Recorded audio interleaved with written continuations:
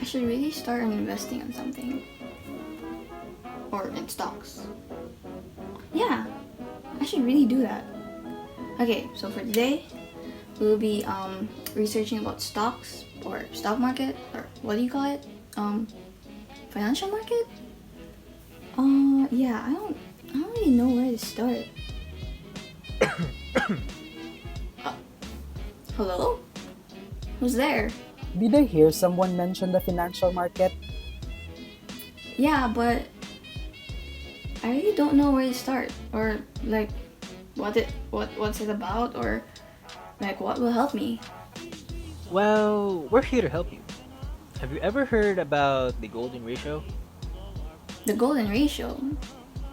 What does the golden ratio have to do anything about financial market? Did you know that the golden ratio describes predictable patterns on everything, from atoms to huge stars in the sky? Nature uses this ratio to maintain balance. The financial market seems to as well. With the golden ratio comes the Fibonacci sequence. The Fibonacci sequence can be applied to finance by using four main techniques: retracements, arcs, fans, and time zones. Technical analysts use these Fibonacci applications when looking at stock performance. Analysts use these equations to predict stock market prices.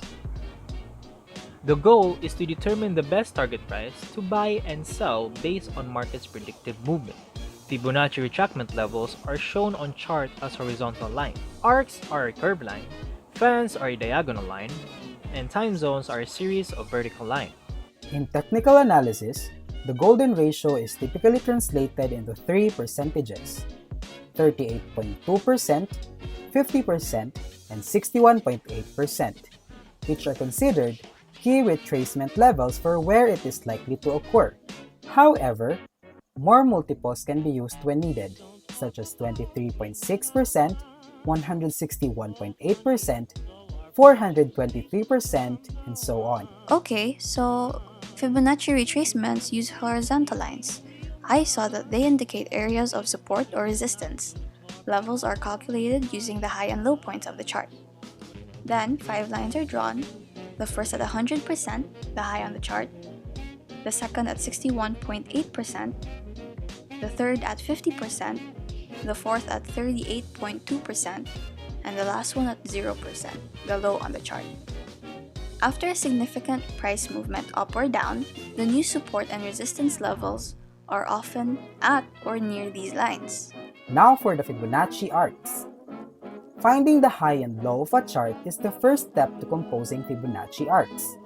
Then, with a compass-like movement, three curved lines are drawn at 38.2%, 50%, and 61.8% from the desired point. These lines anticipate the support and resistance levels, as well as trading ranges. Fibonacci fans are composed of diagonal lines. After the high and the low point of the chart is located, an invisible vertical line is drawn through the rightmost point. This invisible line is then divided into 38.2%, 50%, and 68%. And lines are drawn from the leftmost point through each of these points. These lines indicate areas of support and resistance. Then, the Fibonacci time zones. We know that they are a series of vertical lines. They are composed by dividing a chart into segments, with vertical lines spaced apart in increments that conform to the Fibonacci sequence. Each line indicates a time in which major price movement can be expected. Many people use combinations of Fibonacci studies to obtain a more accurate forecast. For example, a trader may observe the intersecting points in a combination of the Fibonacci arcs and resistances.